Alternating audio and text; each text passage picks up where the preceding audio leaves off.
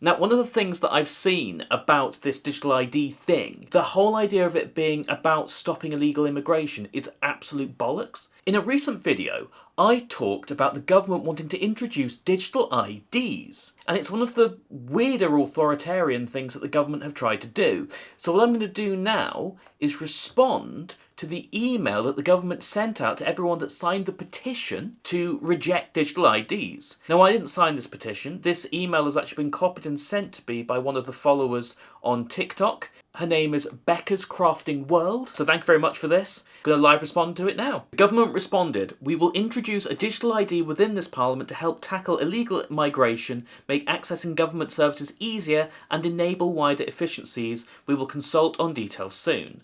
Now, one of the things that I've seen about this digital ID thing is that the whole idea of it being about stopping illegal immigration is absolute bollocks. And why I say that is because if you think about it, you can't work in this country without National Insurance ID, basically. Your employer, you can't go through payroll without it. HMRC won't accept it. So anyone that's working illegally already, it's illegal. And so any employer who's not bothered in the first place, they're not going to suddenly go, "Oh, well, you've got a digital ID now, that obviously means that we couldn't quite take the risk of what..." Like, they're paying cash in hand. They don't care. So obviously there's got to be something else that the government's after with this. Now, one of my personal feelings is that because of the rise of AI, what we're really finding is that data is so valuable to the governments, basically, or to governments around the world and to companies and all of this stuff. And at the moment, the government has a huge amount of data on all of us, but they can't really do anything with it because obviously it's protected by, I suppose, our privacy laws and everything like that. Because that's one of the things that I find very confusing about the government having all this data on us, but also HMRC, for example, apparently we can't means test things. And apparently that's because the government itself cannot access the files that are in HMRC, even though it's all one big government thing.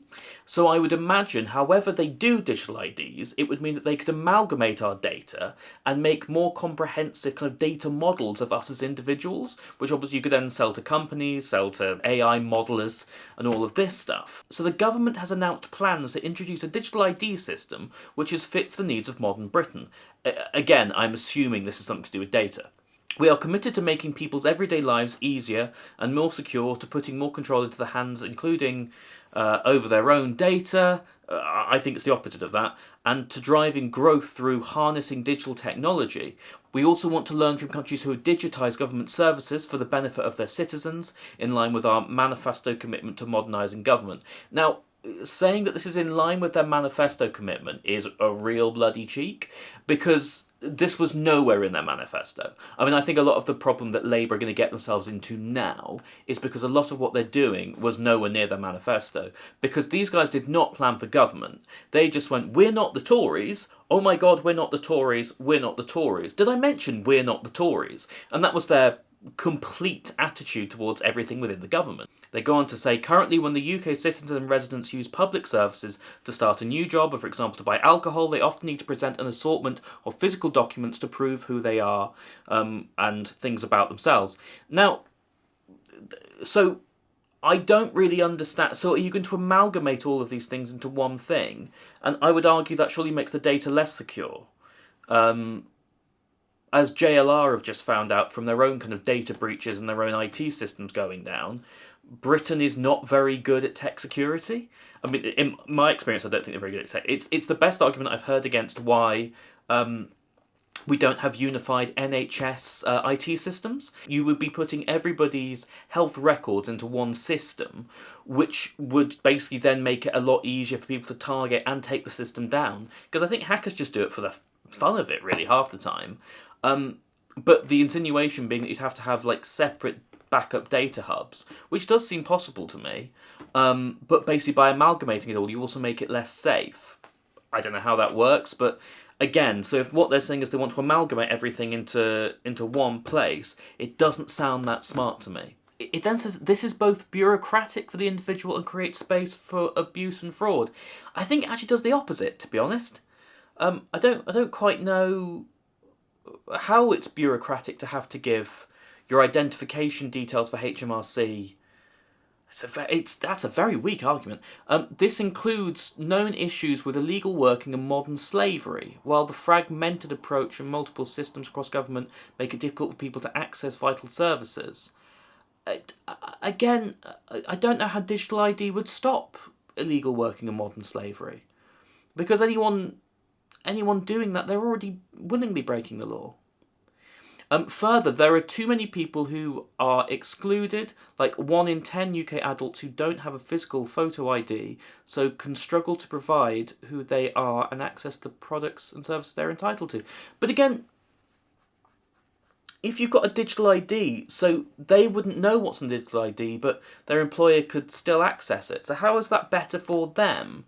That there's something that they probably already can't access, that their employee now, that as an employee they have less access to their information than their employer. Okay. To tackle these intellect issues, we will introduce a new national digital ID. This is not a card, but a new digital identity, which will then be available for free to all UK citizens and legal residents aged 16 and over, although we will consider through consultation if this should be aged over 13. Why over 13? I don't really know why over 16. But all of this, to me, it screams that what you're trying to do is not try and create less bureaucracy or try and make it easy for us. You're trying to collect our data. You're trying to make it easier for us to data model everything about our lives so you can predict what we do. And I think, frankly, just have more control. It sounds really authoritarian. And it sounds something more akin to, I would say, kind of like fascistic tendencies or kind of more socialistic and communistical tendencies. This isn't... A lot of what kind of like a capitalist free Western society is about is freedom of privacy, effectively. And this is a lot of what I get frustrated with the left, is that it's not a crime to have thoughts in your head, right? And what we do with our time, what we do with our money, and what we do with everything, that's up to us. That's how we know we're in a free and democratic society. It doesn't sound like they like that, basically. For example, the new digital ID will build on government.uk one login and gov.uk wallet to drive transformation of public services. This system will allow people to access government services such as benefits or tax records without needing to remember multiple logins or provide physical documents. I'm sorry, because all you're doing is making it easier for somebody to completely lose their identity. You're making identity theft so much easier. And by the way, like, the main thing with this is we don't have any money. The government doesn't have any money, and this sounds like it's going to cost hundreds and tens and billions, basically. It'll cost so much money. How is this helpful at the moment? And who is this? I'm just speedily reading through the rest of it. It's not... This is bollocks, basically. Everything around this is just not right. It's not true. And this has been written by, like, maybe an A-level brain. This is all a very weak way of saying, to be honest, we want to have more access to the data that you guys as individuals create every day. We want to be able to sell that on because we can make a profit on it. We can also train our own AI systems.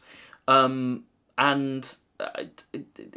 government are incompetent, right? And so giving them more, in some ways, having more departments for your actual data to be in actually kind of nullifies some of the incompetence, because it means they can only screw up in one particular part of your life.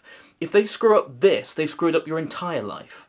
So why would you do this? To be honest, this will never happen. It will cost too much money. It will crucify... I mean, if they're not screwed at the next general election, this will crucify them at the next general election.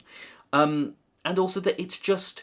You're never going to get through Parliament. None of your MPs are going to vote for this. You know, like maybe the cabinet, and that's it. Like, all of the opposition will vote no on it. It won't actually do anything about illegal immigration. It'll cost a load of money. What's the point? But anyway, thank you very much for sending this in. And I hope you enjoyed something a little bit different.